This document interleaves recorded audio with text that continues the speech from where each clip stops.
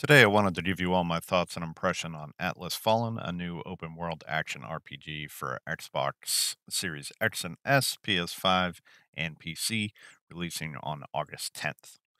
Atlas Fallen is published by Focus Entertainment, and a huge thanks to them for providing me with an early copy of the game. It is also developed by Deck 13, who worked on the original Lords of the Fallen and the Surge series, and you will certainly notice that as their games are normally centered around cataclysmic events. So, some key points about the game: rise from the dust and liberate mankind from the oppression of the corrupted gods. Glide the sands of a timeless land filled with ancient dangers, mysteries, and fragments of the past. Long ago, there was a war between a god named Thelos and a god named Niall, and fought alongside humanity.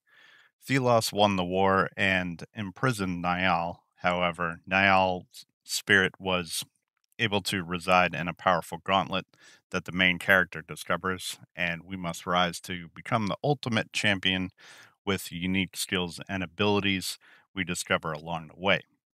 We gather essence stones from completing quests and exploring the open world. Essence stones can be slotted into our gauntlet, and players can experiment with active and passive stones in their lineup and save presets that they enjoy. We gain perk points from leveling up our armor throughout the game, and these are basically like skill points. Each of these perks are upgradable to 3 levels, and essence stones in themselves are also upgradable to improve their rank and power. Upgrading essence stones requires crafting materials that you find out in the world, and there are even formulas for creating essence stones. One tip I'll definitely give is don't skip errands or side quests. Some of the better essence stones and items I received were from completing very simple errands or side quests throughout the game. Master the sands to explore a unique fantasy world teeming with secrets, locales, and dangers. Around an hour into the game, you're able to freely explore the open world. For me personally, I felt very excited and engaged in this massive, mostly desert landscape filled with ruins of a devastated civilization. This game rewards exploration as there are tons of items hidden everywhere, whether it's tributes, which are your currency in the game to spend with vendors, artifacts, which can be sold at vendors for tributes, crafting materials, and chests buried in the sand. As I said, the game rewards exploration, so explore, explore, explore. Hunt legendary creatures alone or with a friend in heroic superpowered combat. I will say the combat is very fun.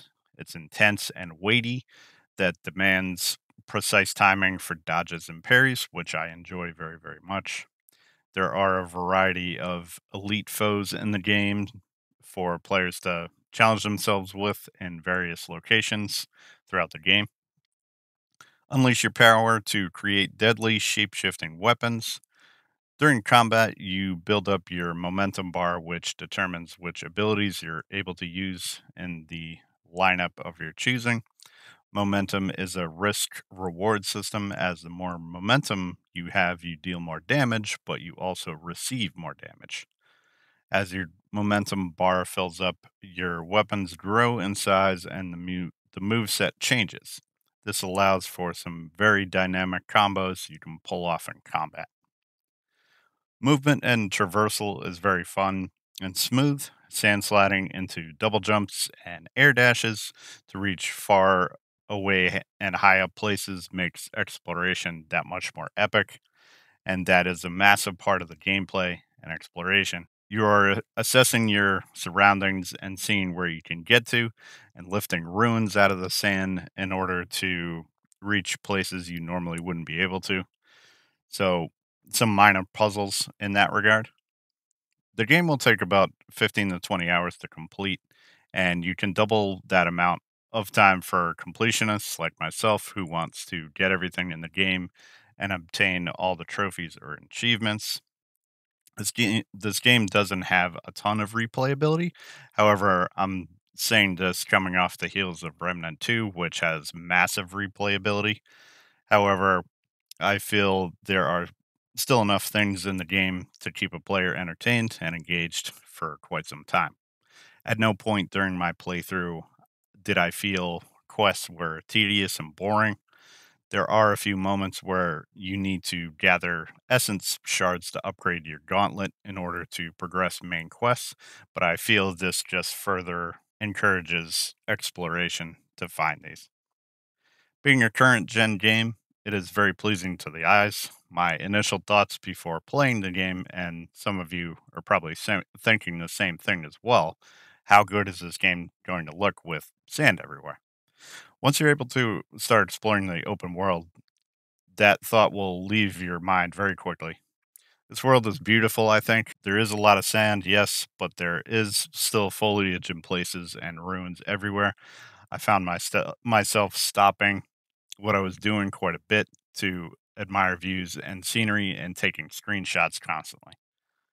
As far as performance goes, for me on Xbox Series X, it was pretty rock solid.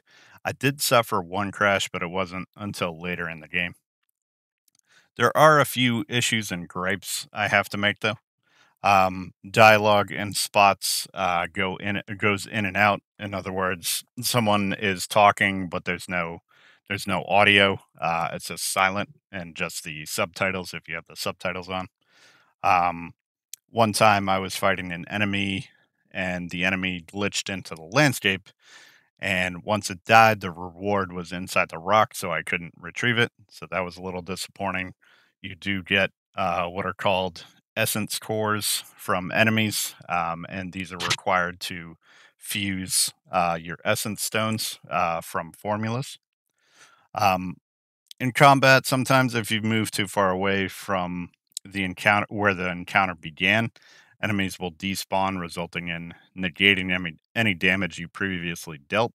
So essentially, the encounter gets reset, so that can be a little frustrating. So it's just something you need to be mindful of when you're fighting.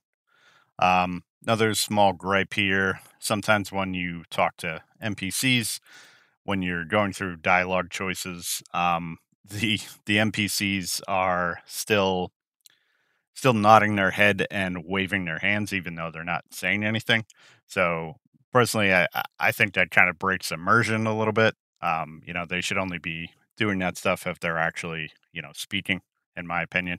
But that's about it for the small gripes. So all in all, I had an extremely enjoyable time with the game. Price tag of the game is $60, and personally, I feel that is well worth the enjoyment you will receive from this game. With all that said, I would give the game a solid 8.5 out of 10. The Let's Play series for the game will begin in a little bit today, so hopefully you enjoy watching it as much as I enjoyed playing it. That is about all for this review. Hopefully, this gives you some insight into the game and makes you excited to play. It was very enjoyable from my perspective. So, hopefully, you're all doing well. Stay tuned. More coming at you. Take care.